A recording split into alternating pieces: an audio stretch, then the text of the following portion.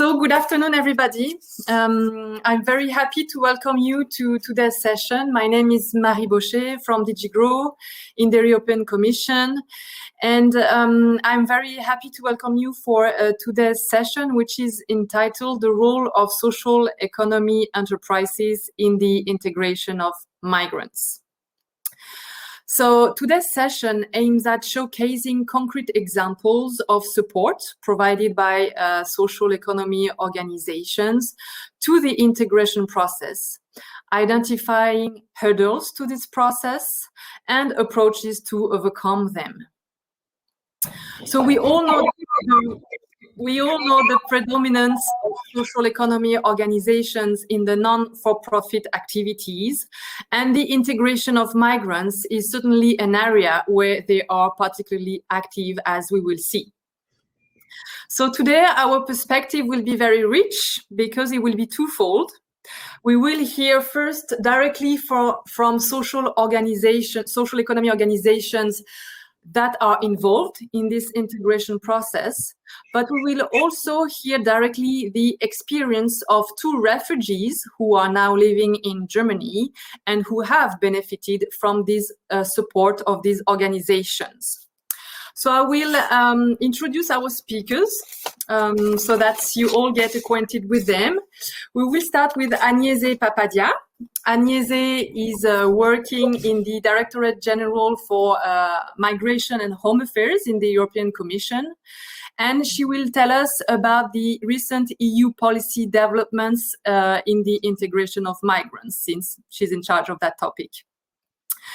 The two social economy organizations I mentioned earlier and that will provide us with a direct feedback are, from one side, Bildungsprofis from Germany with Petra Rahn. Hello and welcome, Petra. Happy you managed to solve those technical issues. and Paula Marquez Solano from Solidaridad Sin Fronteras in Spain. So both of them will tell us about their work on ways to improve access to the labor market for people with a refugee or a migrant background, with a special focus on the health sector, which has been so much affected by the COVID outbreak. Project we will hear about combine providing services to develop skills required for the healthcare professions and technical and linguistic support needs for refugees. And last but not least, I'm very happy that we will hear also from Atefeh Gollmohammadi and Abdul Nasir. They are two refugees, respectively, from Iran and from Afghanistan. And they will tell us about their journey to Germany, since they are now living here. And they will tell us about the services they have benefited from Bildungsprofis. Of course, please feel free to drop any question in the chat box. Please do not hesitate to write down any question that you might have, because we will have some time for discussion after all presentations. So any reaction you have during the presentations, please feel free to share them. So I will stop there and I will give the floor first to Agnese. Please, Agnese, the floor is yours.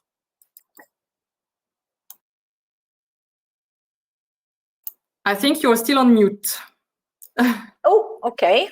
Can you hear me now? Yes, sorry. It's the first time I use this system, so it's I'm still learning.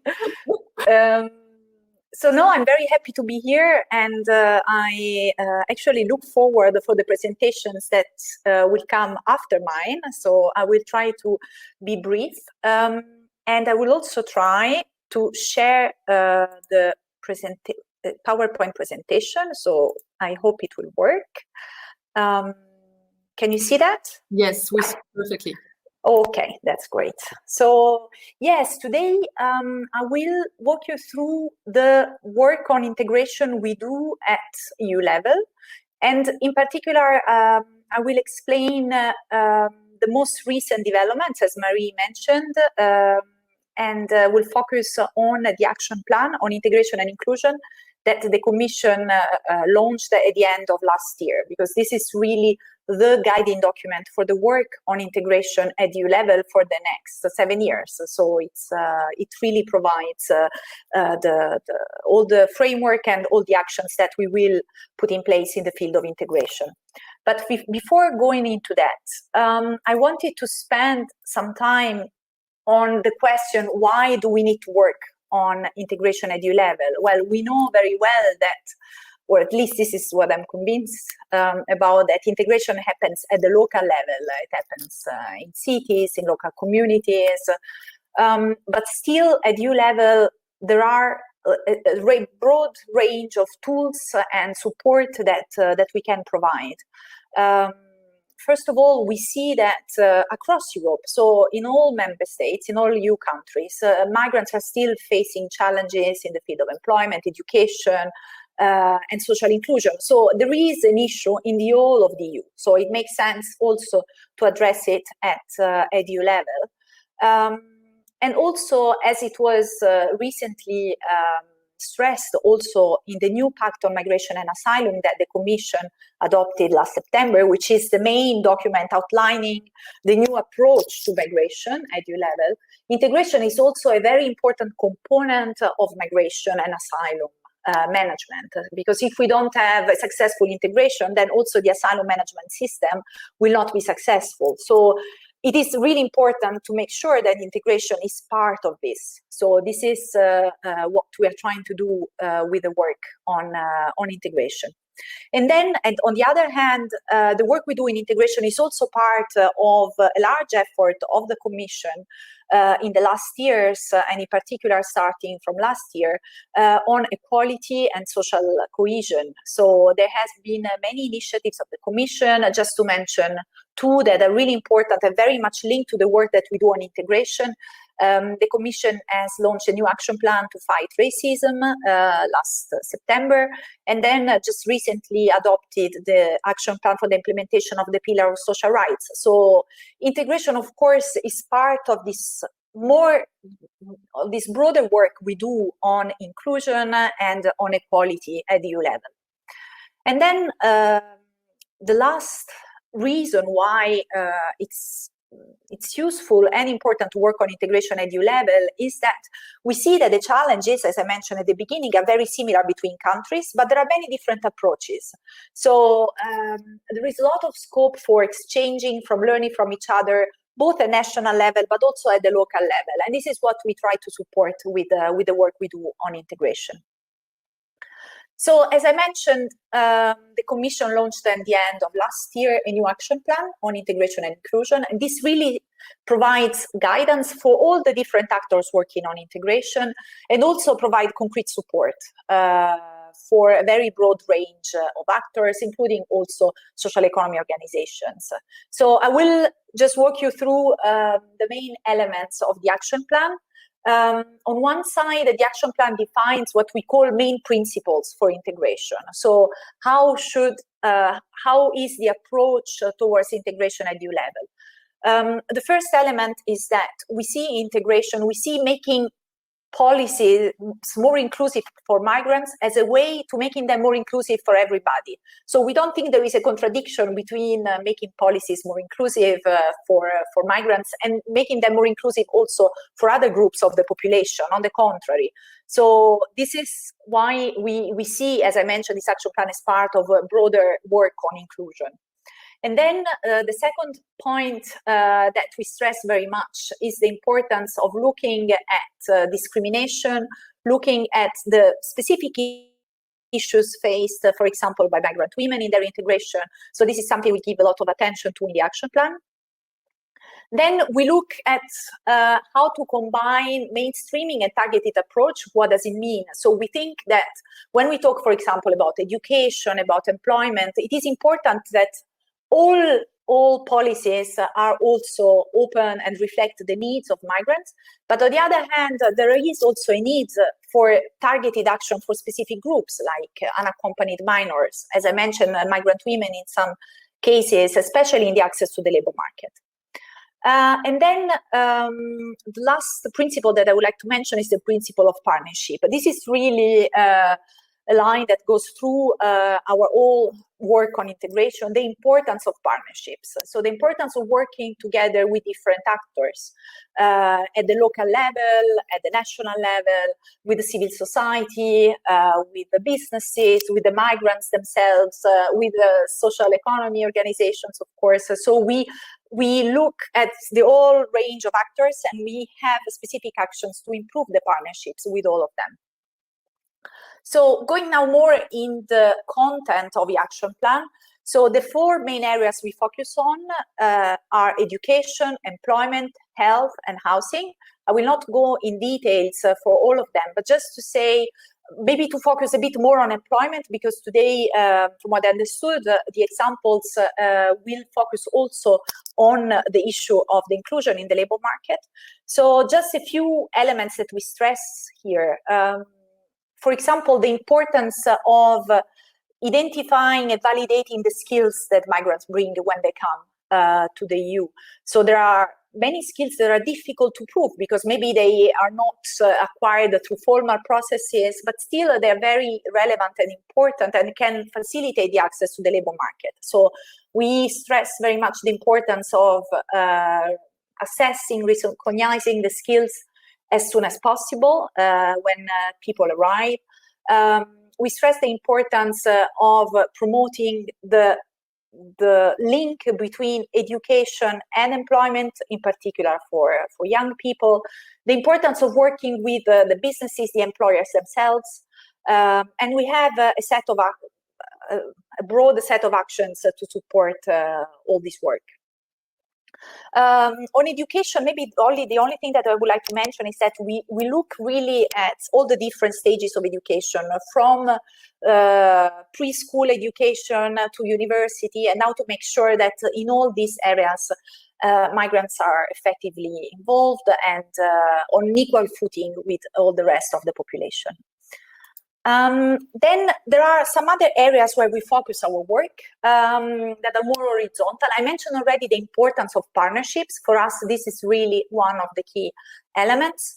As Commission, the biggest tool for support that we have is funding. So we have different funding opportunities, and they will be even increased in the next funding period that will start this year.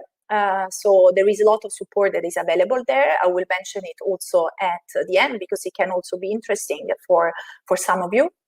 And then another point where we give a lot of importance is the issue of participation. So we think that the participation of migrants in all different aspects of the social, the democratic life is very important. So that starts with the Commission itself. So we have created a new group of experts with migrant background to advise us on our migration, asylum and integration policies. So this is the first time that we have such a group of advisors with a migrant background that can help making our policies more effective and respond better to the needs of migrants and refugees. So, but we also have many actions that focus on promoting encounters between migrants and the local population. Just to mention one that it's just coming in the next months.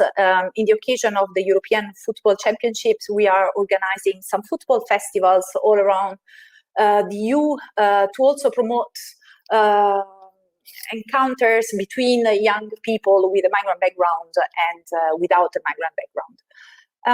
Then something that was very much driven by the pandemic, the importance of the digital tools. Of course, we will all realize, I think, as we are doing with the meeting today, all the opportunities that are offered, but also the challenges that they can pose, that digital means can pose if they're not thought developed in an inclusive way. So we will also look at how we can make sure that all digital courses, digital ways, digital services are accessible, easily accessible for migrants, and also the migrants have the skills that they need to access all these services.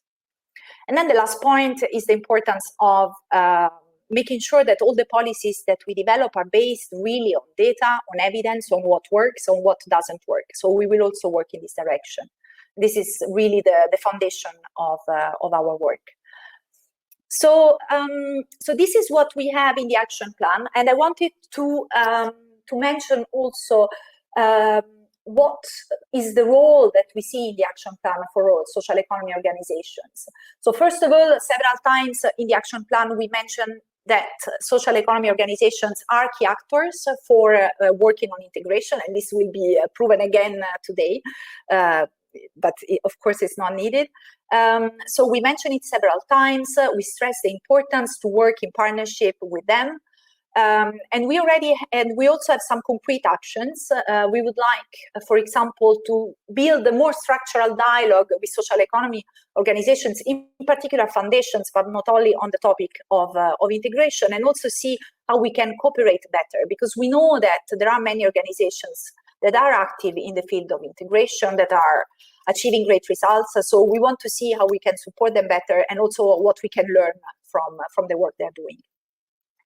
And then, of course, the action plan will also work in close synergy with the upcoming action plan for the social economy that the Commission will launch at the end of the year. So we will also make sure that the two can really work together and go hand in hand.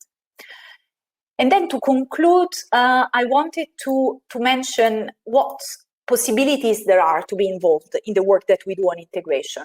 Well, first of all, in the action plan, we have around 60 actions that we will implement in the next 7 years. So I really invite all of you to also look at the specific actions and see where you think there is a scope for cooperating, for working together, or actions where you are already active and where it's possible to learn, or that the Commission can support you, but also that we can learn from what you are doing and disseminate also the work that you are doing at the EU level. There will also be a very interactive tool to follow the implementation of the action plan on the European website on integration, so a website that we have with all the information about what we do on integration at EU level, all the funding opportunities, and also good practices. So that's also a very good way to disseminate the work on integration with the EU audience. And then we will also have a dedicated page where it will be possible to see everything that we are doing on integration, and there will also be the possibility to participate and to express interest to participate. And then the last point that I would like to mention is about the funding. I mentioned already that there will be more funding opportunities. So there are two main ways to access funding for integration. One is through the national authorities, because a big part of the funding goes to the national authorities. But there is also funding that we as Commission we give directly to organizations, including also social economy organizations, through calls for proposals under the Asylum, Migration and Integration Fund. And there are calls for proposals every year. So this is a very practical way of, concrete way of getting support from the Commission. So we finance every year a large number of projects, mostly transnational, so where different countries are involved, because we also want to have this aspect of learning, of mutual learning between countries. So all the information about the funding opportunities are on the European website on integration. But in general, there is a call for proposals every year that finance every year different priorities, different topics. But we very often also have priorities on labor market integration and also at work. Priorities regarding work really at the local level with local communities and local authorities. So this is just an overview from my side of the work we are doing on integration, and I'm also happy to answer later on any question if there is any. Thank you very much. Thank you very much, Agnese, for this very comprehensive presentation. I think you were very clear in presenting all the angles on which you work. And indeed, as you said, if some partners are willing to join and get involved into the activities on integration, of course, this is today a great opportunity. We see in the chat that we have people involved in the integration activities. So hopefully this will also lead to some fruitful partnerships. As you said, they are very important. So we will now listen to Petra from Bildungsprofis. She's gonna tell us about her organization, Bildungsprofis, which is located in Germany and which provides support services to people with a refugee or migrant background. So please, Petra, the floor is yours. Thank you. I want to share our presentation. One moment.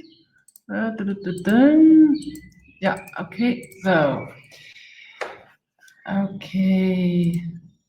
You can see it? Yes. Yes, we can. Okay, so click here. Okay, good. In 2015, we all saw the picture of refugees streaming into Europe, and especially Germany. People on foot traveling with all the few belongings they could carry. I immediately feel sorry for the people, the fear, the hope for a better life for themselves and their children. But the road, even if they make it into Germany, it's rocky. It was clear to me, I have to do something. The people need help, and the kind of help that doesn't turn them into passive recipients of aid, but show them the way into German society and the German labor market. Okay, so I will, one moment. How can I go to the next page? Sorry. No. I think you should just scroll down. Huh? Ah, yeah. Okay, sorry. Okay. Ah, here. No. It doesn't work, sorry. No. Don't worry, take your time. You know, technical problems with format are totally normal. So just take it. I haven't worked with this now. Okay. Kannst du das, Hugo? Sorry, I get some help. Guck mal, das sieht hier so komisch aus. Sieht nicht einfach irgendwo runter? Nee. Nicht. Nicht von links. Okay.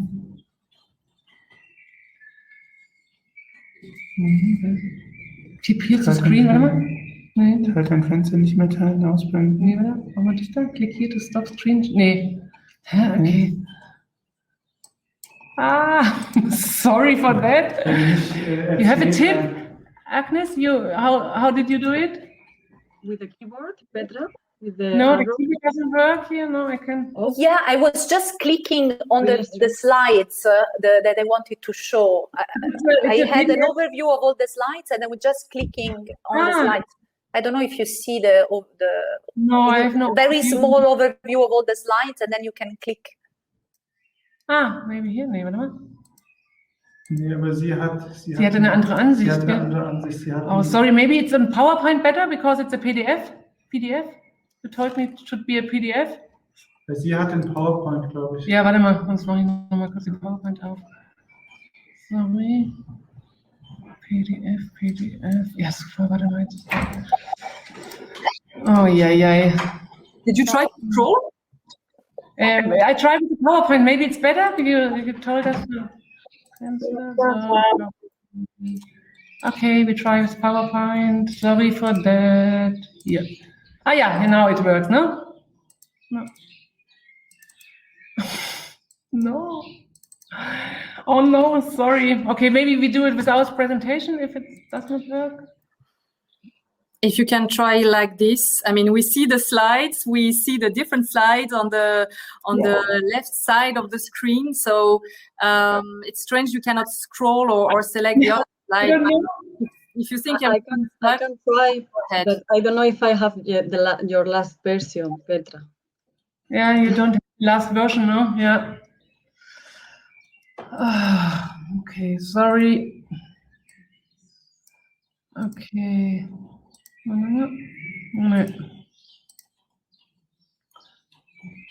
Library. No. I cannot click on it. I don't know. Paula, you want to try with the old version? I don't know. Maybe better not. Nee, das kannst du nicht anklicken. Let me check. One moment. Ich kann das nicht weiternehmen.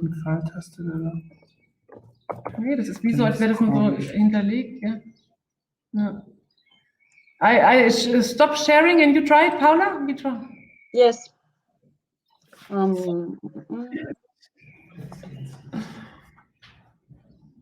Wait a moment.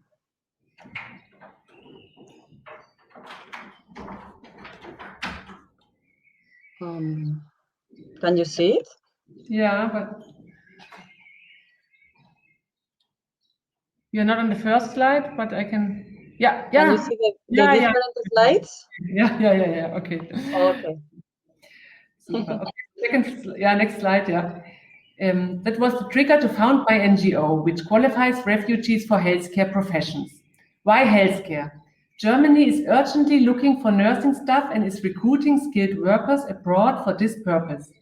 Why not open this perspective to people who are already in Germany and are looking for a future? Next slide. In Germany, we are facing a labor shortage in the healthcare sector, especially for nursing in hospitals and geriatric nurses in old people's homes and care homes. And since the German population is aging and the birth rate is falling, the shortage is expected to further increase. So there is a high demand for qualified staff in the German healthcare sector. The current pandemic has made it even more obvious and more urgent. On one hand, we help the refugees and the migrants who have come to Germany as healthcare professionals to obtain their permission to exercise their profession here in Germany. Moreover, we support those who have not had the chance to learn a profession or a study degree in their home country, or want to make a new start and now train to become a nurse or any other healthcare profession. Okay, next slide. In 2018, the government of our federal state, Hessen, started a program that promoted innovative ideas for qualified refugees for the healthcare industry. We, Bildungsprofis, won funding for 3 years for our approach. This funding allows us to break new ground away from previous tried and tested offerings. For the first time, we offered a holistic program for integration into the labor market. Our target group are people with a language barrier who have already worked in the healthcare sector in their home countries or are open to training in this field. They must have at least a formal school diploma and basic German language skills. There are no age restrictions. In the last 3 years, we were able to accept 180 people. They came mainly from Syria, Afghanistan, Iran, Eritrea, and Somalia. In first step, we collected the qualification acquired in the home country, such as school, vocational or university degrees, and accompanied their recognition in Germany. In a full-time program, participants receive job orientation, learn the German healthcare language, and obtain an official language certificate that they need to enter vocational training. Afterwards, we open doors in our partner companies and support them in the application process. 65% of our participants find a professional training course or job in the healthcare sector through our program. The most popular occupations are nurse, followed by the medical assistant and dental assistant. The biggest challenges for refugees entering the German healthcare labor market are a lack of language skills. Depending on the profession, often very high language skills are required. It is difficult and takes a lot of time and effort to meet the required standards. High bureaucratic obstacles. Non-European school and vocational qualification are often not recognized as equal in Germany and will set people back in their career development. They often have to do detours in order to build on the qualifications they brought with them. In particularly difficult for people who cannot present original certificates or whose certificates do not meet German standards. They often have to start at the bottom of the education system and take formal German degrees step by step. Bureaucracy. In part, very long processing time for recognition procedures. These times are often non-transparent for people and give them a feeling that they are not making any progress. Communication with authority is linguistically complex and requires support. Collapsing motivation. Heartless bureaucracy and setbacks are likely to cause motivation to drop. It seems that they cannot make progress despite their best offers. There is important to support, to show alternative ways and to encourage. Now the slide is missing because you have it, but okay. What are we working right now? We have the vision to link subject learning with language learning. This has two major advantages. First, language learning embedded in the professional context makes learning a more meaningful and relevant experience. Motivation increase. Second, by linking subject learning and language learning, extra loops are eliminated and people feel they are making faster progress. They're learning language not in an isolated way, but in a specific professional context. That's why we're working with a project with Professor Dr. Roche from the Ludwig Maximilian University in Munich to remodel the content of nursing training courses in the language-sensitive way. This involves teaching based on scenario and progresses it linguistically. The exercises and work assignments take into account the learner's language level. In this way, we would like to make our contribution to easier integration into the German labor market. Thank you for your attention. Okay. Thank you very much, Petra. I think you went very well with Paula's help, so many thanks. What you explained with the mixing the subject learning and linking it with language learning is indeed a very interesting practice. So thank you for sharing this with us. And now we will turn to Paula, who will take over on the presentation with her organization, which is based in Spain and which is called Solidaridad Sin Fronteras. Paula.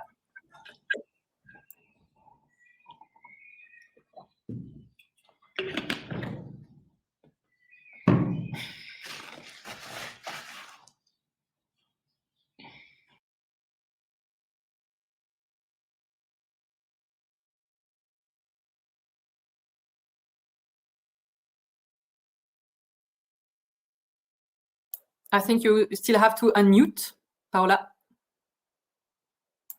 Sorry, yes, I was with the presentation and everything. Thank you.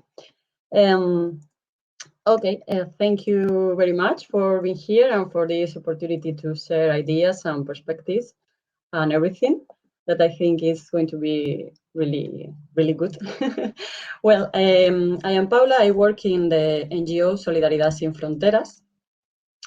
It's a small NGO that was created in 2009 by a group of lawyers and social workers that they wanted to establish mainly a legal advisory office for migrants and refugees.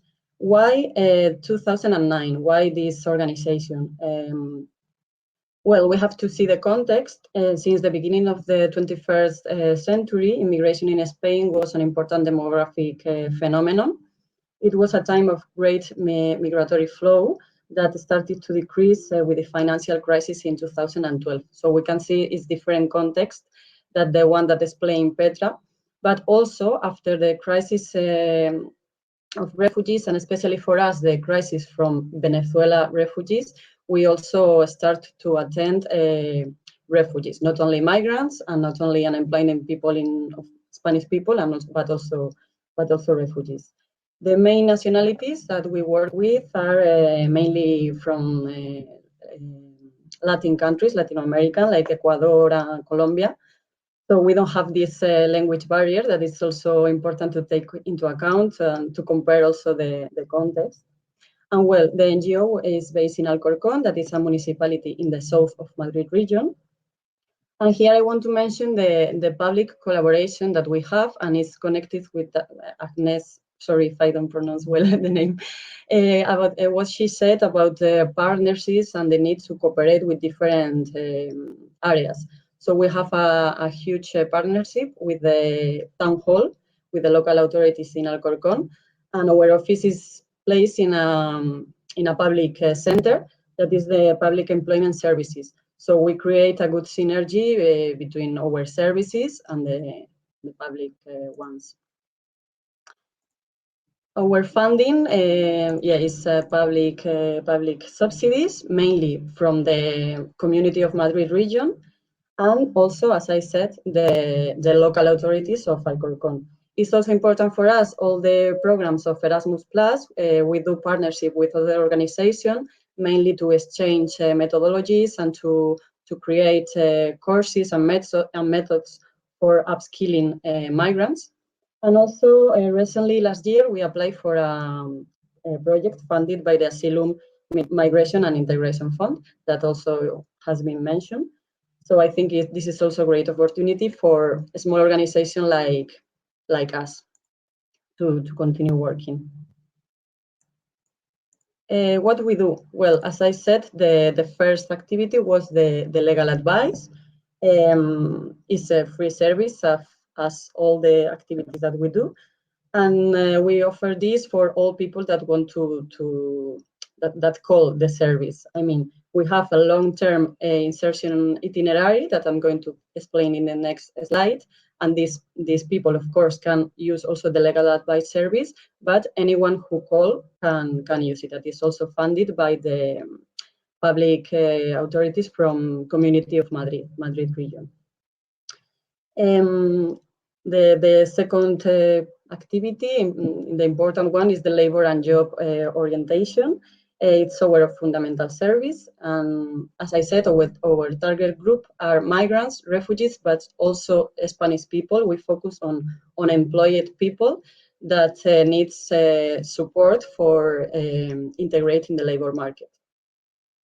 Also, we do non-formal education. We focus on transversal competencies because we don't have any certified training, education, and qualification that we can provide, but we work in digital skills, social skills, negotiation, solution of conflicts, also training about the Spanish labor market, all these aspects that we think are like transversal competence and can help people to integrate in the labor market. And in the last area, we also do trainings and programs with educational centers, but this is not the point of this conference, so I'm not going to explain deeply. Okay, so I put here the key point of the methodology of the work, that is the individual insertion itinerary. Is the key point of this labor and job orientation service. We have more or less established four steps.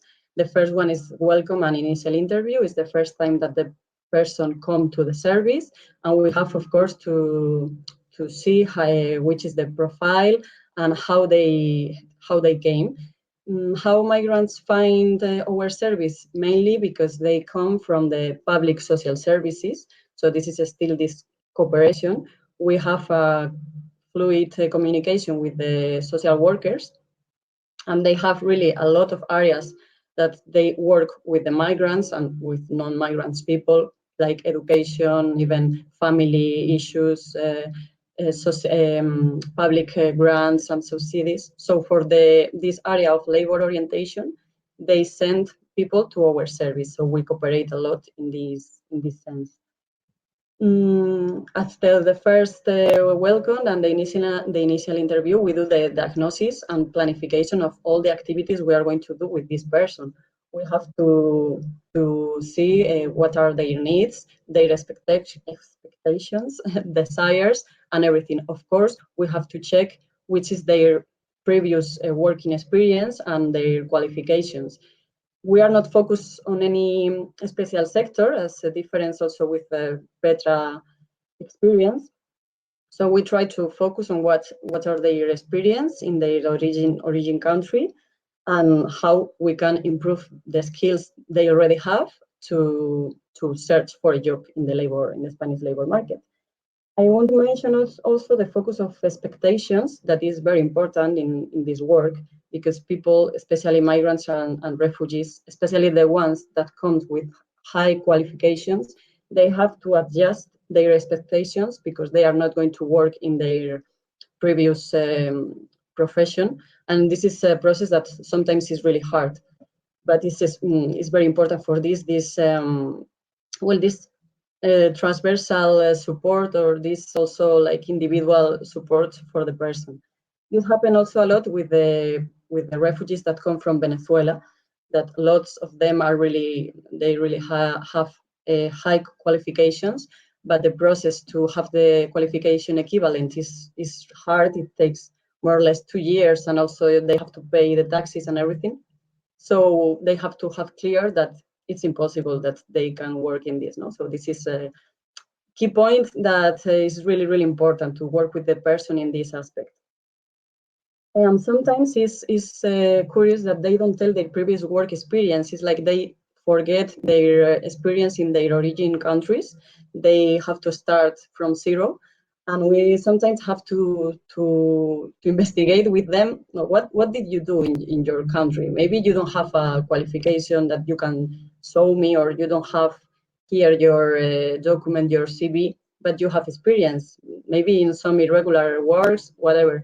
But we try to focus on this competence associated to go in this path, because nobody starts from zero. They have already a lot of experience, of course. So all of this is part of the diagnosis and working with them. After that, we do different activities, these individual sessions for looking for the job, improving their competence and everything. Group sessions about these digital skills, or trainings about Spanish labor market culture. And yeah, these group sessions, of course, they are also very important because they meet each other and they form networks that are really, really important for them. And the last step, of course, and if it is successful, is the insertion. But for this, we have to take into account the challenge of the Spanish labor market. We have a labor market gender segregated. I think this happens in a lot of countries. And this is especially hard for migrant people. Women especially find jobs in the areas of caring for old people, and men mainly in construction sector or agriculture, but this is not the case of Madrid. And we have also the sector of bar and restaurants that is also for both. But well, we have a labor market where the service sector is really, really important in Spain, and they of course go to this sector mainly, but they have really different experience in terms of their gender. Sometimes we face that they are going to work in the irregular sector. This is hard, but it's the truth. So if they are in really emergency situations, we say, okay, you are going to find a job, maybe carrying an old person in a house without legal papers. We want to advise of all the situation. We want to empower you in case you see any abuse or everything, but we try to support the people, because maybe it's in really needs an emergency situation, and this person have to accept this job, no? So this is also a hard situation. And well, the precariousness and low qualification jobs and high seasonality, these are also factors that affect to old people, but are especially hard for migrants people. So also, as it was said at the beginning, the main principle should be the inclusion for all and the solution of these situations that well, are especially hard for migrants. And in the last point, I want to mention how the pandemic impact on our organization. Well, as I said, we depend on public subsidies. So during 1 month or two, all the public calls for subsidies and everything was stopped. So it was really hard situation, and it was dismissed from the organization. Also, it was hard to achieve the project indicators, but fortunately, the the public administration didn't penalize anything because, of course, was the situation. We had to improve to carry on online support for beneficiaries, because especially these people, migrant people, had a lot of doubts and questions about what I do. I was fired because the restaurant is closed, and can I apply for any subsidy? Can I apply for any? So it was really, really to read all the information every day and to give them, to adapt the language and say, okay, you can apply for this emergency aid, or maybe, sorry, there is no. So you can imagine, of course, I imagine that it was like this for everyone. That was really, really hard situations. And of course, we have to take into account that not most, but a lot of people were in irregular situation, as I said, in the irregular market, in the black market. So of course, these people didn't have the right to any support.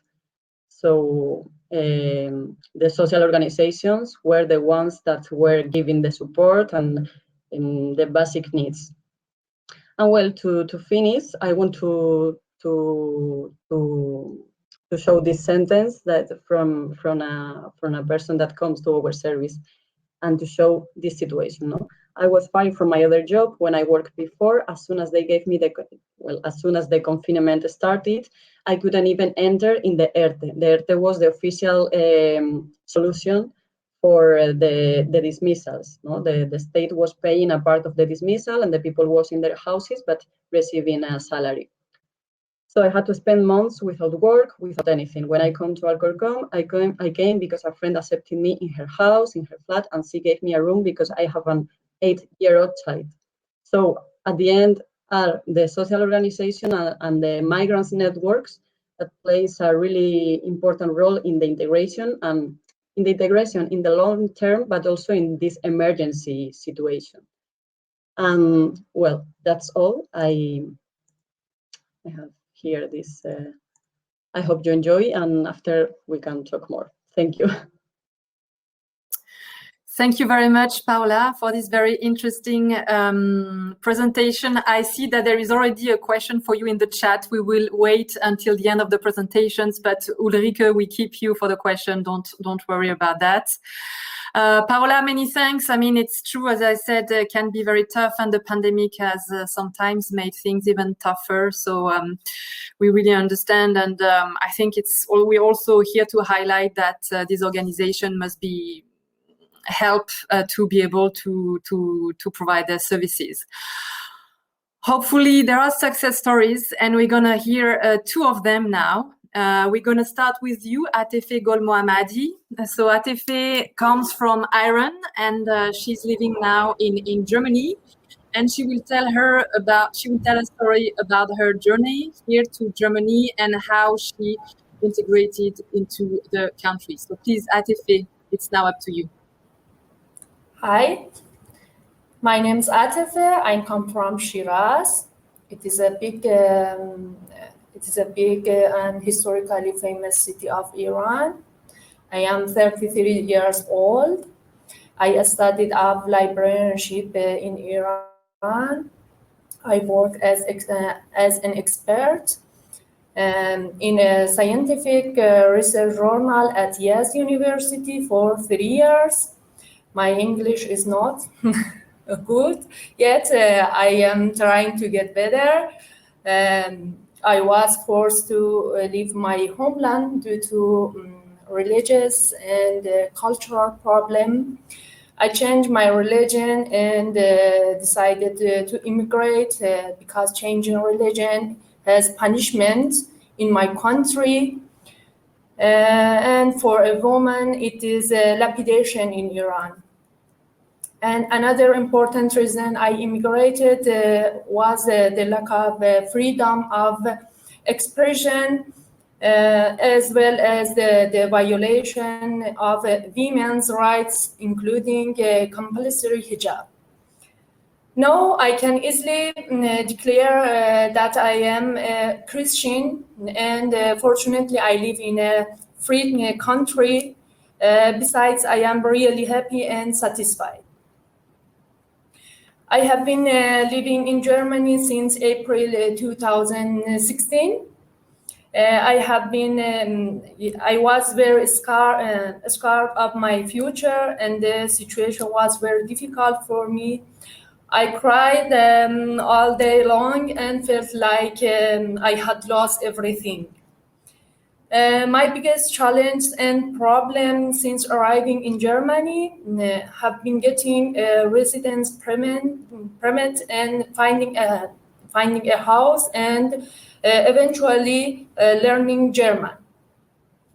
Buildings profis have always supported me, and this support includes following items. Introductions to the medical field, finding job adverts, and writing job applications, preparing for job interviews, accompaniment to entrance exams. As part of the project I did with the buildings profis, we also had anatomy, math, and computer software training. I had a very good experience with buildings profis, and I think we had all the necessary facilities and we did not need any more support. I am currently in my second year of a professional training course at a school in Gießen. I am learning to become a health manager. After finishing my educational training, I'd like to work as a health manager in tumor research. Thank you for your attention. Thank you very much, Atefeh, and your English was very good. I'm sorry. You're welcome. No problem. I mean, I really want to thank Atefeh because I know she was very stressed and she did extremely well. So many thanks for sharing your story with us. Now it's time to turn to our last but not least speaker, Abdul from Nasir, who originally comes from Kabul in Afghanistan and who also lives in Germany. So Abdul, the floor is yours now. Hello, good afternoon to everybody. First of all, I just want to shortly introduce myself. My name is Abdul Nasir, family name Mukbil. I am 27 years old. I was born in Kabul. I'm originally from Afghanistan, but currently I live here in Frankfurt, Germany. I have been 12 years in school. After that, I attended university and I studied pharmacy. There are some questions why, how, and when I came here. This question I want to tell one of another's. Why I came here? Because there are some problems. I was worker, or I had worked as a pharmacy assistant in hospital. Then I should also work in night shift. And one day, my friend or my colleague, they gave me a letter that she told me, hey, there's a letter from that you should work with Taliban. Then I thought, okay, maybe it may be a joke. Then I think, okay, that's okay. I told him. After that, in the same month, I got 2, 3, or 4 many other letters that I have to work with them. There are the cause that I don't work with Taliban, then I flee from Afghanistan. And how came I here? And when came I here in Germany? That I was in 3rd of Germany 2016. I came here to Germany. I was on that time in München. There is some city Erding. I lived there for 5 or 6 days in a camp, and after that, I came to Frankfurt. And how came here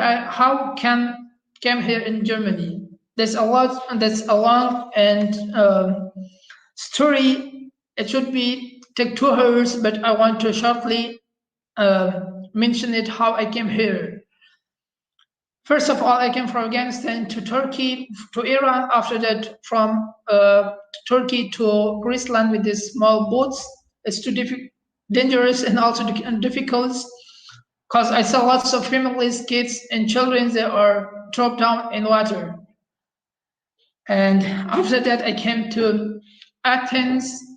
Then Macedonian, Serbia, Croatian, Austria, and finally to Germany. This trip or this that was too stressful or tired. I was too bored, and that's was too difficult for me. That when I came here to Germany, first days that was too difficult for me. I can't imagine what should I do and how could I. What were that next step? What should I do? And this in first second years, as that was too difficult for me. I don't know how to start and how to do, and from where I can get a help. There were no, I had that times no work aloneness. I don't have any papers that I be here. I campaign and I have some aims. I thought, okay, these are my aims, I should get it.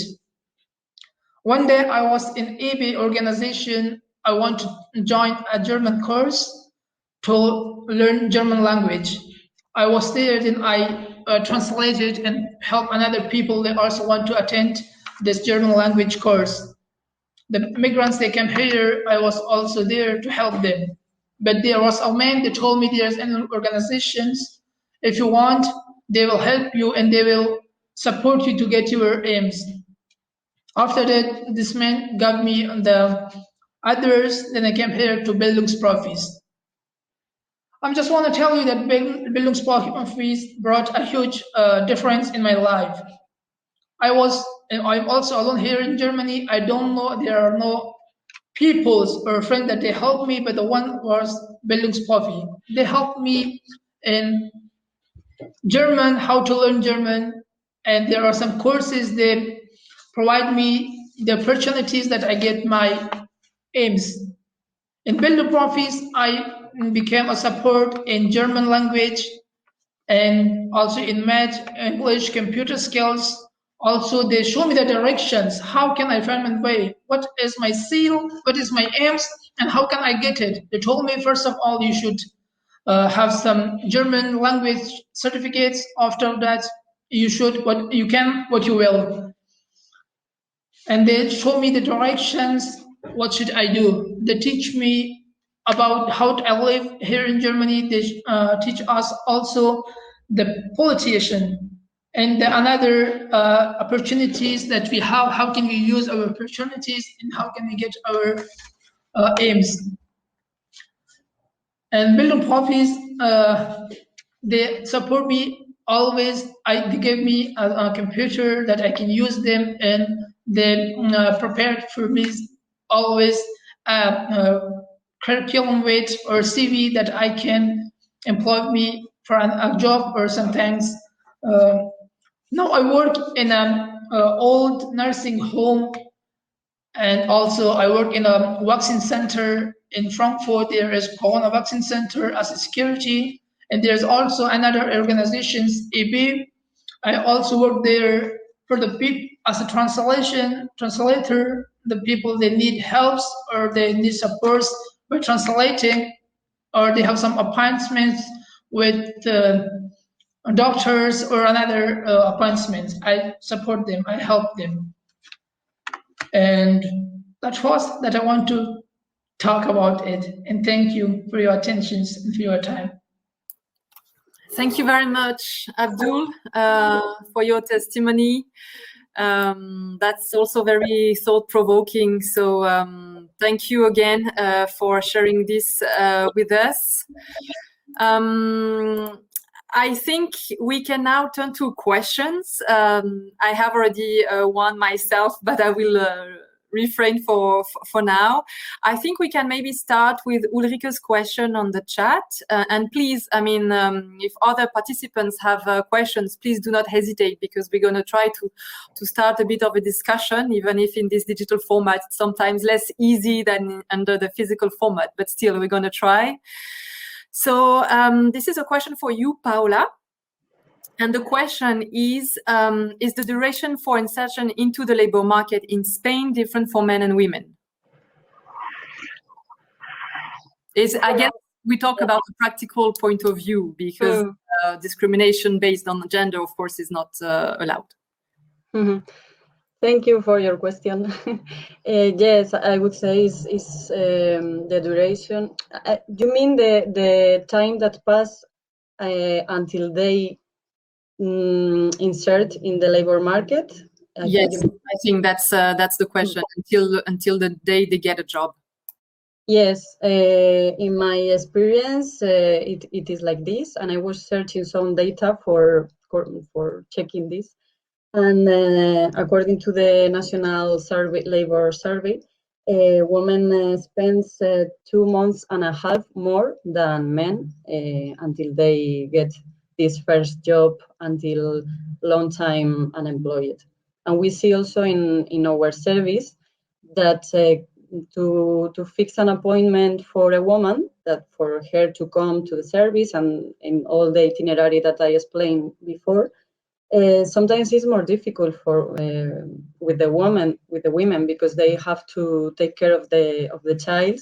And for example, it's crucial. It's really important if we are in the school period or not, because in summer the children are in the houses and it's really more difficult that women came to the services.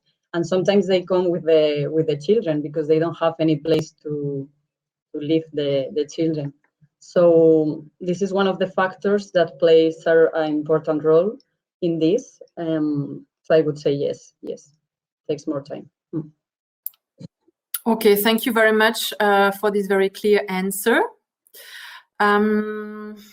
I'm checking right now if we have other questions. I know some people asked for your presentations to all, so maybe Agnese, Petra and Paula, if you're fine with it, we could share your presentations in the library. So that could be useful. Agnese, you also indicated the link to the European website on integration, very good. There is really a great deal of information for those of you involved in integration, in particular on financing also, but specific information on member state situations. So please do have a look at it. We have Heike also from Germany, who is telling that she is a social entrepreneur, working in a social enterprise, creating decent jobs for migrant women and refugees in Berlin while providing school meals. Well, good to know. We're also here to create partnerships, so do not hesitate to get in touch via the networking tool. I see that there is no other question, so I will maybe ask one, if I'm allowed. And this question will be for you, Petra, on this program where you linked the technical skills with the language skills, and you really tried to to make a clear link between the proficiency needed in technical terms under a specific profession and the language skills themselves. So could you give us more details exactly on that? You also mentioned a university professor, if I'm correct. So if you can give us a bit more detail on this, I think this is quite interesting.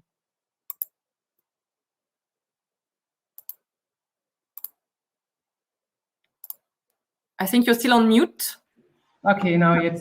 So, thank you for the question. Yes, we are working in a group because in Germany has changed the education system for nurses. There are new curriculum now, and because in Germany, I don't know, maybe the half of the students, nursing students, are migrants. So the professor started a program to link the language learning in case that every every assignment has 3 levels. So we started with the mother language speaker, and then we have 2 levels with more language learning needed. So they they do all the stuff for the studies for in different cases. So if you need to learn more language, you got different works to do, and you learn the language while you learn the technical subject things. Oh, I can't explain so good. Maybe Tugo, you can help me. Yeah, I have. Can you?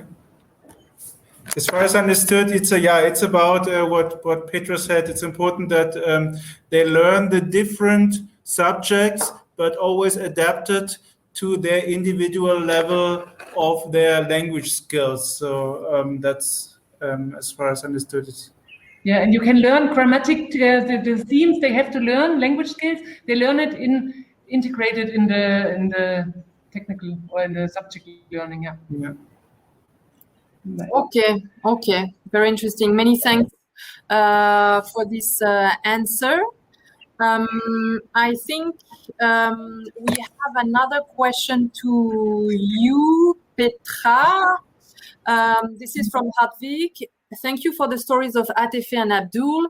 What are the main obstacles of Bildungsprofis for other participants in integration into the German labor market? Yeah, this is a more general question.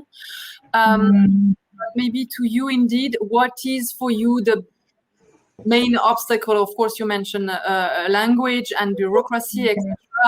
If you had really to maybe make a ranking, what for you is the biggest for at least the German market, which we understood is different from, of course, the Spanish market as well? Yeah, it depends the branch. Also in the healthcare sector, it's very important to have official documents like diplomas. And if you can't, if you don't have it, it's nearly impossible. You have to do steps back and to start with the school, to make a school diploma in German. So this is a very long way, and you need a really high language skill. So maybe Abdul Nasir can talk about it, because if we thought our refugees are good enough in German, yeah, because we are working with them, we know them, and we know what they potential they have. But if they start in the hospitals, the hospital have another view. They don't have that view like we. That they are very strict with the languages. So we had some difficulties. Abdul Nasir had some difficulties in the first education setting. So it's rough in the practice. So I think it's both the German skills. Maybe it's the biggest problem. But also the German are very strict with diplomas. They need always a school diploma, a vocational diploma, and it must be this equivalent to German. So this is a high, or a big problem.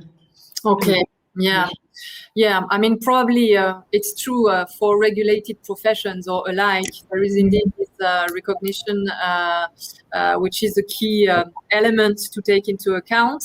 And actually, I would maybe elaborate on this question from Hartwig and ask you, Petra, and also I will extend it to you, Paula. Petra, do you have other activities than the health sector? And then for you, Paula, in practical terms, do you end up in focusing on a particular sector also?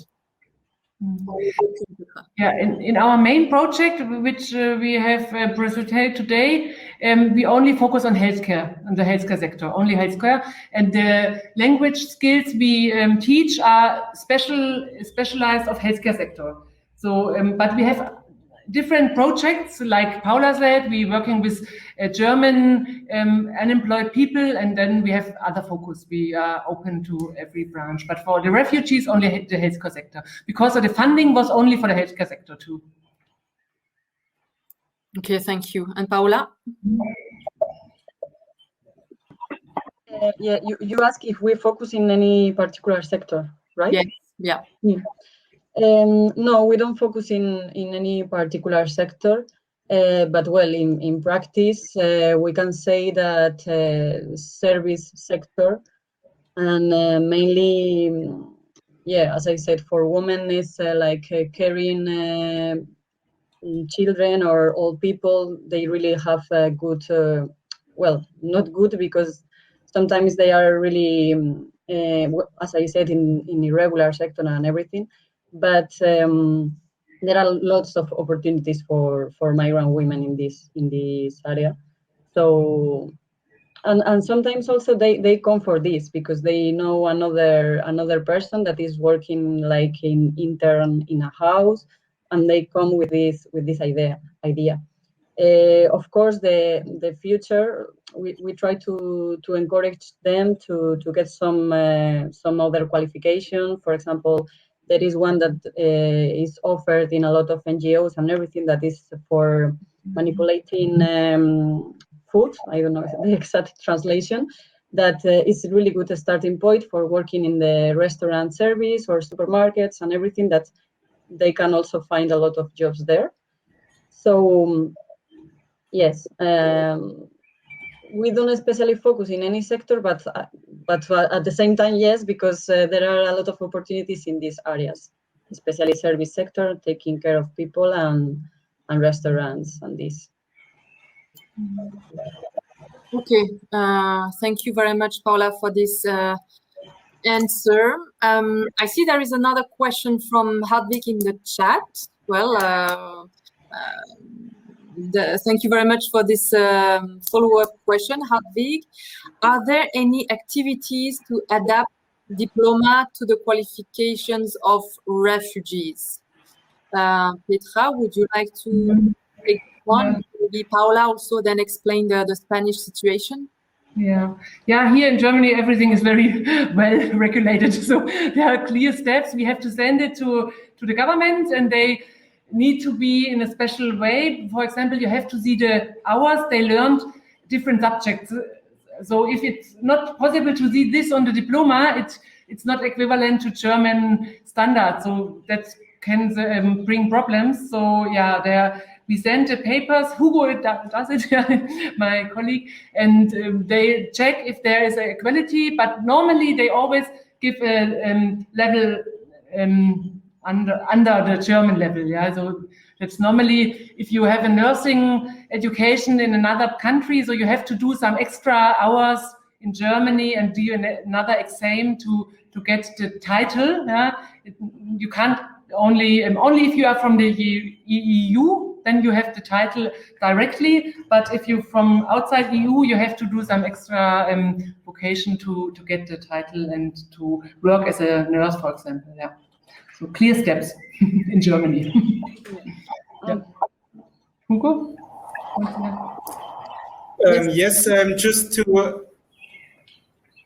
just to add to this, because I'm actually dealing with this process of recognition, which is quite a bureaucratic process. And even once you submit all the relevant documentation, as Petra mentioned, you don't easily get the same title, the same degree. Before that, you mostly you have to do like another training course in a hospital, for example, to obtain the relevant hours of specific training that are required for a German title as a nurse, which then we have a little bit the challenge to find these specific training courses in hospitals, because for hospitals it's also not an easy way to organize these specific training courses for migrants and refugees. Another issue I just wanted to mention that we have, or our students have, is childcare, because in the health sector we have a work that are organized in shifts. You might need to work in a night shift as a nurse, and pharmacies are now open till 8 o'clock, 9 o'clock in the evening. And for people who want to work in this sector, they need to find a way to get childcare for their children, and that's an issue as well for our students. Okay, many thanks for this additional information, Hugo. Of course, I didn't introduce you previously, but he was here to help in case some translation was needed between German and English. And of course, he's also providing his own reflection on the work of Bildungsprofis. So many thanks for this additional information. Paula, do you also want to provide your perspective on this topic, maybe?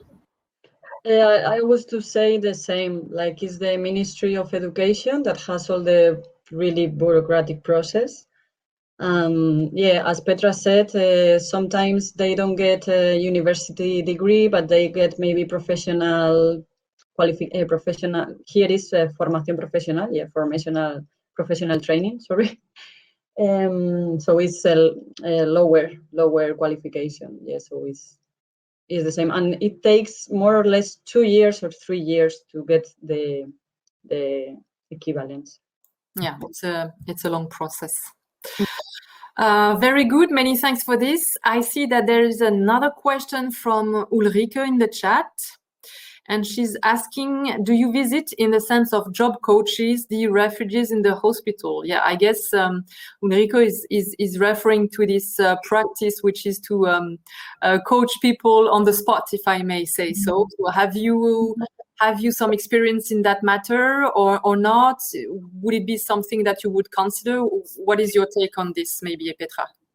Yes, yeah, we do this, but like I said, we have 180 persons in 3 years, so we are not able to look after everybody very closely, but we always say so the refugees and the hospitals that they can call us if there are problems, and some do this, and we go to help if there are some problems, but not everybody does it, so we do it particular. We would like to do it more, but we have not enough staff to do. Indeed, of course, it requires a lot of human resources, I would say. Of course, the issue is very close to mentoring. Agnese, maybe a question for you, since you have quite a great deal of experience on the topic. What is your view on mentoring? I mean, do you have best practices to share on this particular topic? Yeah, how is it efficient? What is your view on mentoring, basically? Yes, no, it's a very positive view for sure. I mean, we see that mentoring is one of the most effective tools for integration in the labor market.